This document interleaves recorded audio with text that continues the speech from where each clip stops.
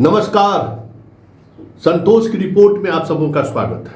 और आज हम संतोष की रिपोर्ट में बात बिहार की हम नहीं कर रहे हैं। आईआईटी के एग्जाम का रिजल्ट आया है, कल ही रिजल्ट आया है, और उस रिजल्ट का बिहार पे क्या प्रभाव पड़ा है, या यूँ कहें कि उस रिजल्ट को लेकर बिहार के अभिभावक कितने उत्साहित हैं, या यूँ कहें कि उस रिजल्ट में बिहार कहाँ खड़ा है। क्योंकि लगातार पिछले 10, 12, 15 वर्षों से जब आप बिहार के बारे में सोचिएगा तो वो भी एक दौर था जब अभयानंद सुपर 30, जितनी तरह के सुपर 30, जितने तरीके के कोचिंग संस्थान थे, रिजल्ट निकलता था, हम लोग भागे भागे जाते थे, हम लोग इंतजार करते थे कि आज आईआईटी का कल रिजल्ट निकलने वाला है। पहले से असाइनमेंट में फिक्स रहता था कि कहाँ कहाँ ओबी वैन रहना है, कहाँ कहाँ पे रिपोर्टर और कैमरामैन को रखना है। मतलब एक सप्ताह पहले से हम लोग लाइनअप करके रखते थे, रिजल्ट निकलना है और बिहार तो परचम लहराएगा ही लहराएगा। लेकिन धीरे धीरे वो चीज़ें धीरे धीरे कम होती हुई अब तो लगभग खत्म हो चुका है। क्यों आज ये दौर आ गया कि मीडिया हम लोग कैसे, आज के अखबार को भी देखिए तो इक्के दुक्के तस्वीर बिहार से दिखाई दे रहे हैं। इस पूरे जोन में, गुवाहाटी जोन में मात्र 2100 बच्चे पास किए हैं, और उसमें बिहार की स्थिति आप समझ सकते हैं। जो बिहार मतलब इंजीनियरिंग और मेडिकल के क्षेत्र में न जाने क्या क्या मुकाम हासिल किया है, कहाँ खड़ा है आज बिहार। हमारे साथ बात करने के लिए बिहार के पूर्व डीजीपी के साथ साथ सुपर 30 अभयानंद के संस्थापक श्री अभयानंद सर हैं। नमस्कार सर, आपका स्वागत है। नमस्ते। धन्यवाद संतोष जी। क्या हो गया है सर इस बिहार को? आप तो लोग 30-40 वर्षों से बच्चों को पढ़ा रहे हैं, इसी बिहार के स्कूल से निकलने वाले बच्चे, बैच का बैच। हम ये याद हम इसलिए किए कि हम लोग 3 दिन 4 दिन पहले से आप लोगों के संपर्क में रहते थे कि रिजल्ट कब आना है, ओबी वैन कहाँ पे लगाना है, कैसी तैयारी करनी है। वो दौर कहाँ चला गया, क्यों ये स्थिति हो गई है सर? सुपर 30 एक प्रयोग था जिसने ये बताया कि समाज और सरकार के बीच में कौन सा द्वंद्व चल रहा है।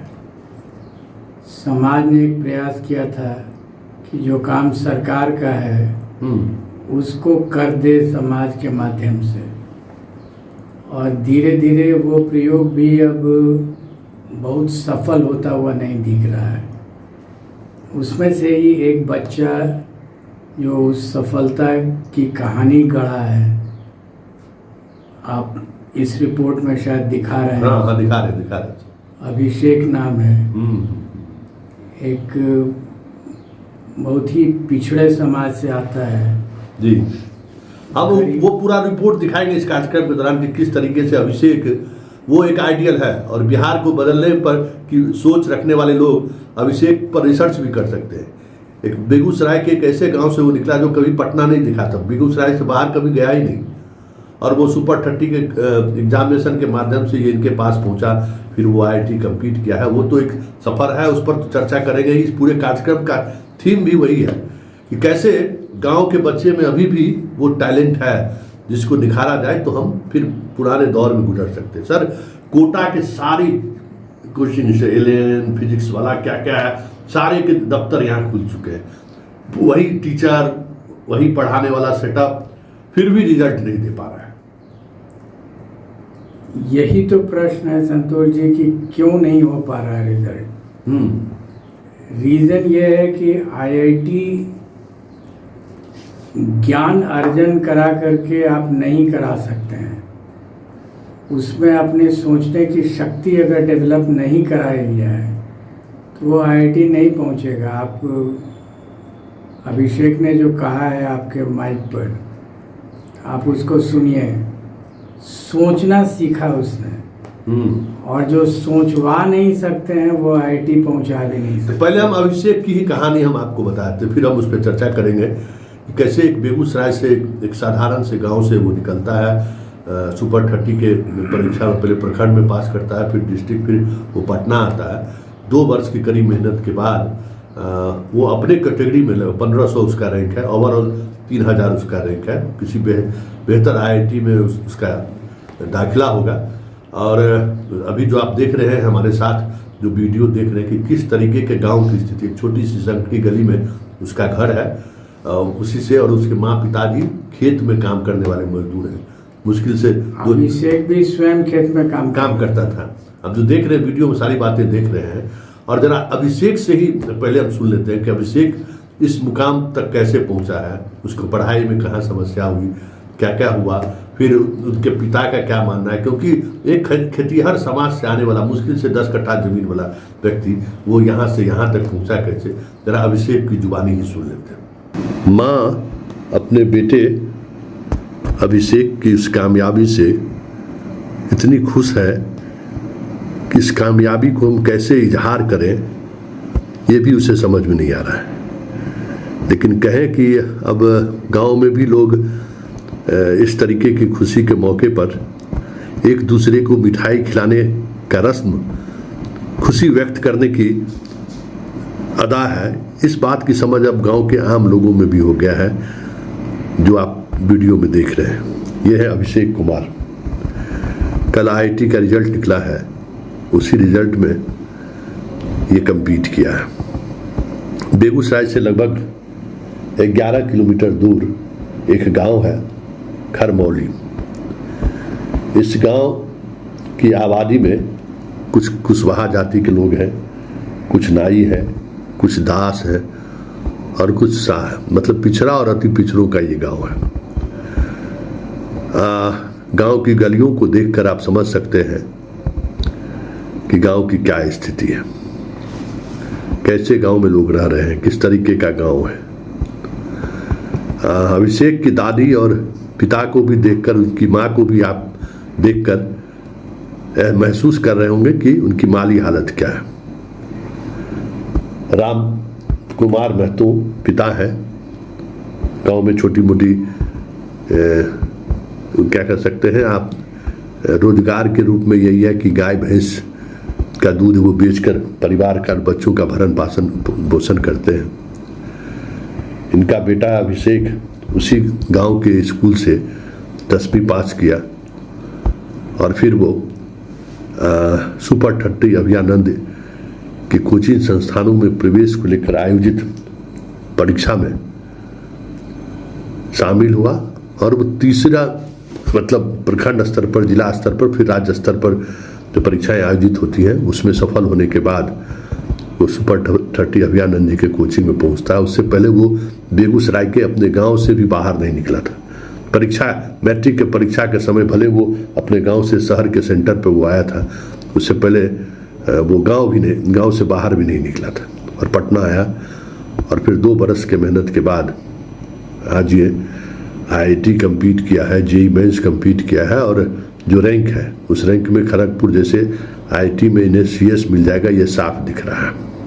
मेरा नाम अभिषेक है और मैंने बचपन से 10th तक का पढ़ाई अपने गांव में ही किया है और 10th में मैं फर्स्ट डिवीज़न से पास हूं। उसके बाद मैंने सुपर 30 अभियानंद सुपर 30 का इंट्रेंस एग्ज़ाम दिया। पहले प्रखंड लेवल पर हुआ, फिर उसके बाद डिस्ट्रिक्ट लेवल पर, फिर उसके बाद मेरा इंटरव्यू लिया गया और उसमें मैं चयनित हुआ, तो उसमें मेरा सुपर 30 में एडमिशन हो गया। 10th के बाद मैं वहीं अभियानंद सुपर 30 सरैया गांव पड़ता है पटना में, वहीं मेरा एडमिशन हो गया और मैं 10th तक बिहार बोर्ड से था और 11th में मेरा CBSE बोर्ड में एडमिशन हो गया। तो शुरुआत में तो मुझे 4-5 महीना जो है लैंग्वेज का प्रॉब्लम होता रहा, लेकिन वहाँ अभियानंद सर खुद डेली शाम को 1 घंटा का डेली खुद अपना क्लास लेते हैं फिजिक्स का। तो लैंग्वेज का जो दिक्कत होता था, अभियानंद सर खुद मतलब हाथ पकड़कर उसको हमको पढ़ना सिखाए, इंग्लिश का लैंग्वेज बताए। और होता है क्या, देखिए बहुत सारा इंस्टीट्यूट है पटना में, बहुत सारा है, लेकिन अभियानंद सर में हमको एक ऐसा खूबी दिखा कि वो प्रॉब्लम कैसे बनेगा, मतलब फॉर्मूला नहीं बताते हैं। एक प्रॉब्लम को आधा घंटा 1 घंटा तक वो बताते रहते हैं और कैसे प्रॉब्लम के बारे में सोचा जाएगा, सोचना सिखाते हैं। कोई भी नया प्रॉब्लम आएगा, क्या कहना चाह रहा है इस पर, मतलब कैसे कौन सा थ्योरी लगेगा, तो वो सोचना सिखाते हैं। ये हमको उनका अच्छा लगा। 10th तक मैंने ये सब नहीं देखा था। मुझे आज बहुत खुशी हो रहा है, मेरा लड़का यहाँ तक पहुँचा है। मैं एक दिन मजदूर किसान परिवार से हूँ।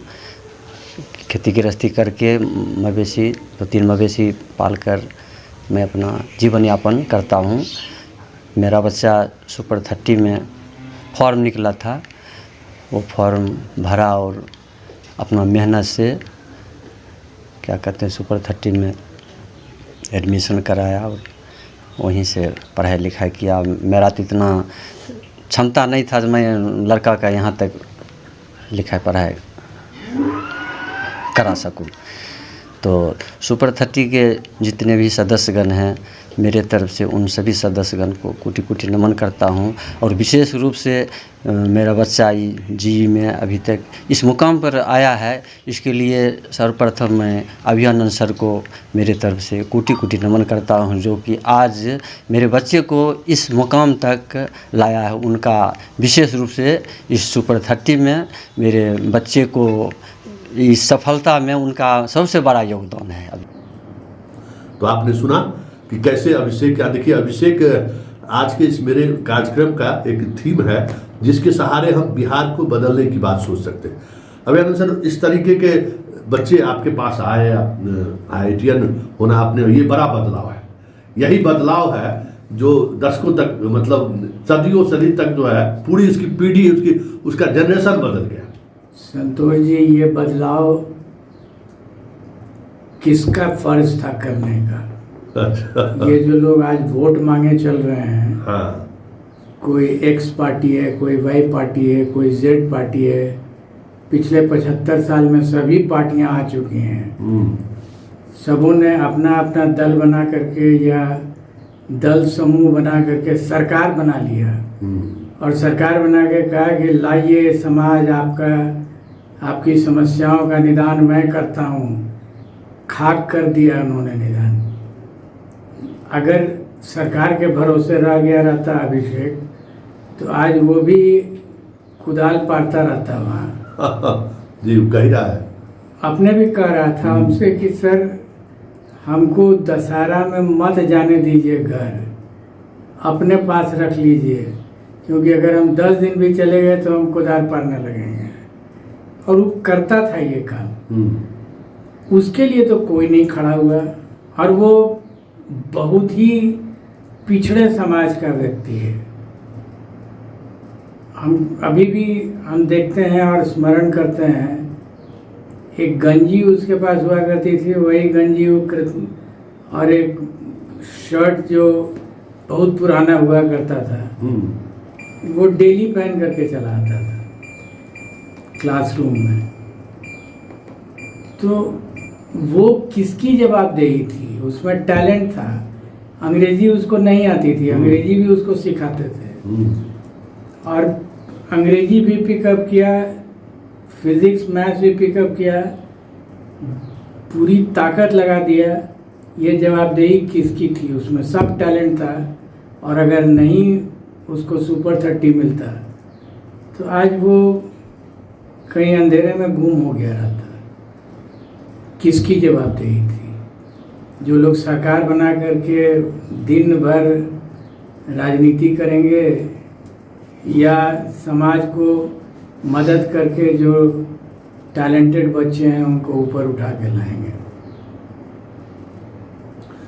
लेकिन एक बात तो बहुत बड़ी बात आपने कही है सर, लेकिन ये बात जो यहाँ के संबल वाले गार्जियन है, पढ़ाने वाले जो गार्जियन है, वहाँ वो भी सफलता का वो मुकाम हासिल नहीं कर पा रहा है जो आज से 10 वर्ष पहले हासिल करा। यहाँ के एजुकेशन सिस्टम में क्या ऐसा हुआ जो इस तरीके की स्थिति बन गई है? मैंने इसको कई बार कहा है, एजुकेशन सिस्टम में लोग इंफॉर्मेशन गैदरर हो गए हैं, वो सूचना का संग्रहण कर रहे हैं। उनको फॉर्मूला बता दिया जाएगा और मेथड बता दिया जाएगा, ऐसे कर दो आंसर आ जाएगा। IIT उसको नहीं चाहता है। IIT चाहता है कि वो इंफॉर्मेशन प्रोसेसर बने, नॉट इंफॉर्मेशन गैदरर। और ये ट्रेड हम डेवलप करने ही नहीं देते हैं। अगर जरा सा भी लड़का कोई नए तरीके से सोच ले तो 2 छड़ी उसको पड़ेगी कि तुम तेज हो गया है, हम जो बोल रहे हैं उसको याद क्यों नहीं कर लेता है। तो यहीं से तो समस्या शुरू हो जाती है। इंफॉर्मेशन गैदरर नहीं, इंफॉर्मेशन प्रोसेसर चाहिए। लेकिन आप मतलब ये पहले के टीचर में, पहले जो टीचर थे वो भी तो उसी तरीके से रटने रटाने वाली बात, वो कहाँ से वो चीज़ें पैदा कर देते थे बच्चों में? आपके यहाँ आप टीचर कौन बन रहा है? जो पढ़ने में कमज़ोर है वो टीचर बन रहा है। अच्छा। अगर पढ़ने में बहुत अच्छा होगा तो कहेगा कि हम IAS IPS क्यों नहीं बनेंगे और DSP SDO कि आपके स्कूल में टीचर बनेंगे। लखीसराय के देहात में जाके वो टीचर क्यों बनेगा? और अगर टीचर बन गया तो क्या पढ़ाएगा वो?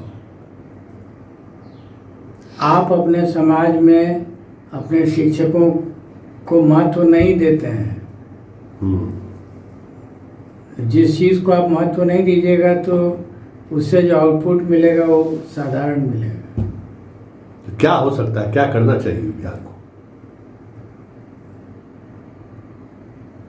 पूरी शिक्षा व्यवस्था पर सोचना पड़ेगा। और ये जितने साहब लोग बैठे हुए हैं इन लोगों को हर 4-5 साल में एक बार भेज देना चाहिए पढ़ाने के लिए।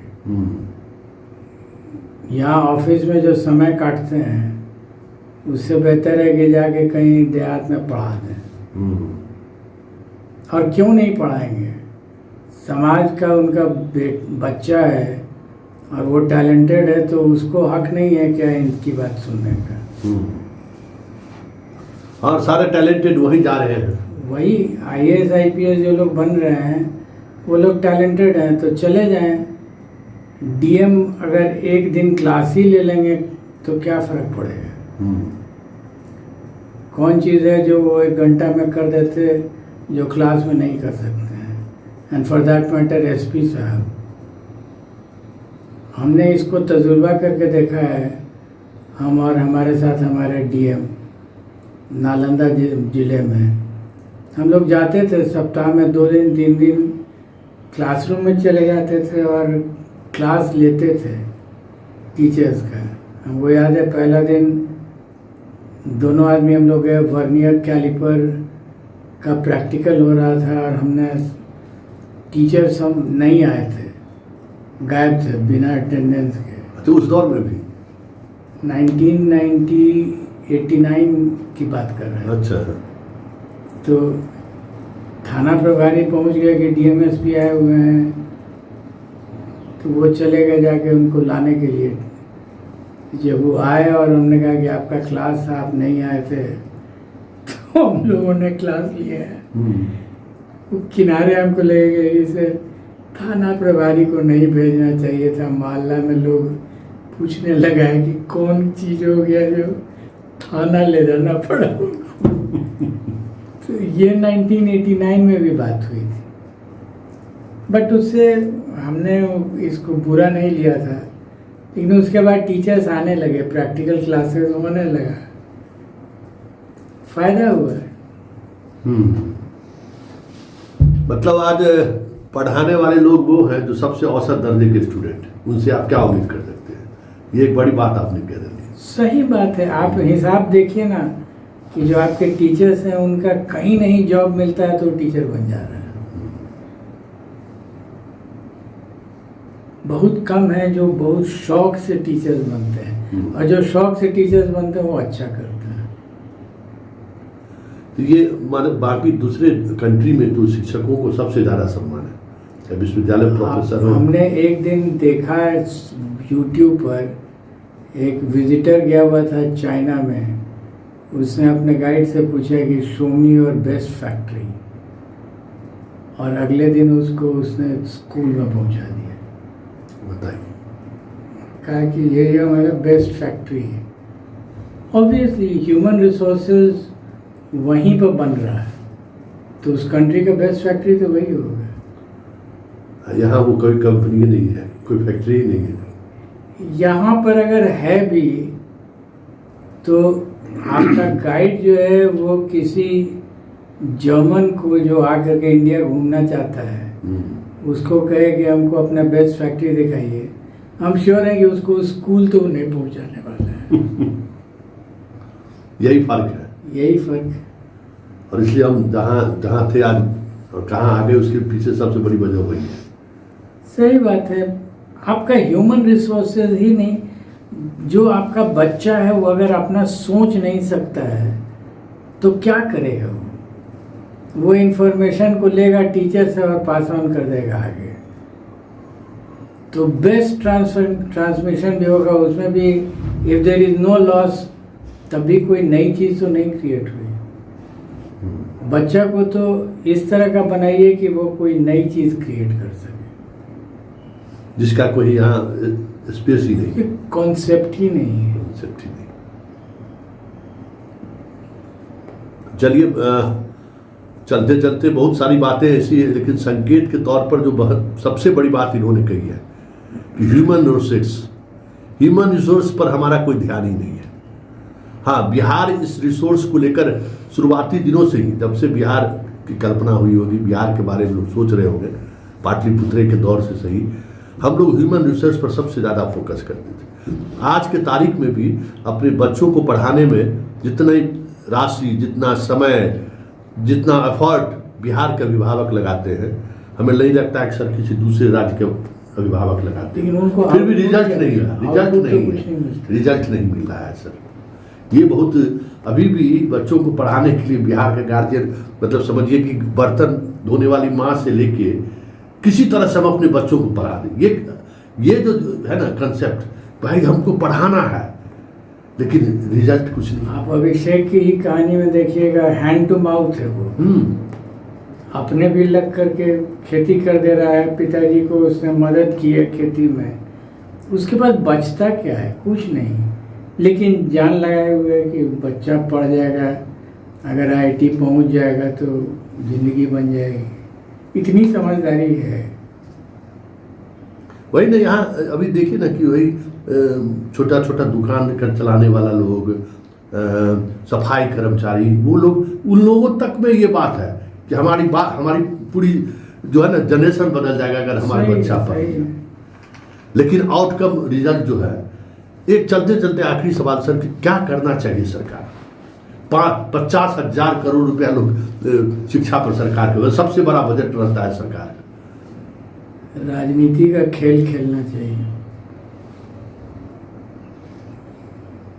और क्या कर सकते हैं? उनके पास कोई और तरीका नहीं है। वो मुद्दा कुछ भी रहे, बच्चा कैसा भी रहे, पढ़ाई कैसी भी हो, हमको अपनी राजनीति करनी है। राजनीति कीजिए बस।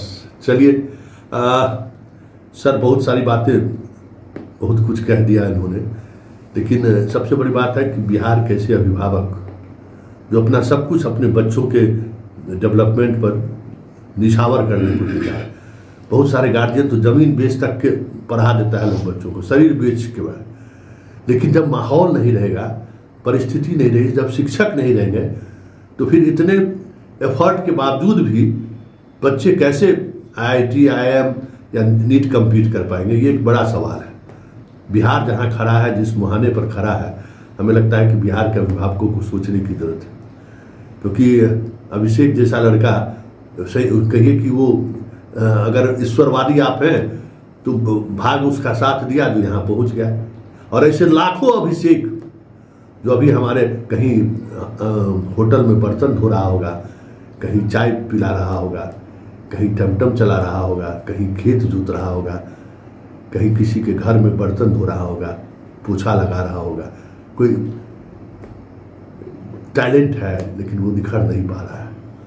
तो अभिषेक सिर्फ हम उदाहरण के तौर पर उसको प्रस्तुत नहीं किए, हम ये कह रहे हैं कि हमारे अभिषेक को कैसे मुकाम तक पहुंचाया जाए। एक सुपर 30 की एक छोटी सी भूमिका कह सकते हैं, बड़ी भूमिका की जरूरत है। पूरे समाज में ये अगर इस तरीके की चीज़ें डेवलप करना शुरू कर जाए, शिक्षकों को लेकर, शिक्षा को लेकर, क्योंकि देखिए बिहार में और कुछ नहीं है, कोई कारखाना आप नहीं लगा सकते हैं, लेकिन एक कारखाना है ह्यूमन रिसोर्स का, जो आपकी पीढ़ी दर पीढ़ी से चलती आ रही है। आपके पास वो हुनर है। दुनिया का जितना भी महान से महान व्यक्ति हुआ है, उसका कुछ न कुछ रिश्ता बिहार से रहा है। तो हमारे पास यही स्किल है, हम वकार यूनिस और क्या कहते हैं ब्रेट ली पैदा नहीं कर सकते हैं, लेकिन हम अनिल कुंबले पैदा कर सकते हैं, जिससे हमारा मिजाज है। हम लता मंगेशकर माइकल जैक्सन पैदा नहीं कर सकते, लेकिन लता मंगेशकर पैदा कर सकते हैं, धोनी हम पैदा कर सकते हैं, सचिन पैदा कर सकते हैं। उसी तरीके से बिहार IITN पैदा कर सकता है, IIM पैदा कर सकता है, IAS IPS को पैदा कर सकता है। मतलब हम पढ़ने पढ़ाने वाले हमारे अंदर में जिन है, उस जिन को और निखारने की जरूरत है जो नहीं निखर पा रहा है। चलिए इस कार्यक्रम को यहीं खत्म करते हैं, फिर किसी मुद्दों पर इसी तरीके के खास तरीके के मुद्दों पर हमारी आपकी मुलाकात होगी। फिलहाल इजाज़त दीजिए, नमस्कार। सर आपको बहुत बहुत धन्यवाद, आप आए। Thank you.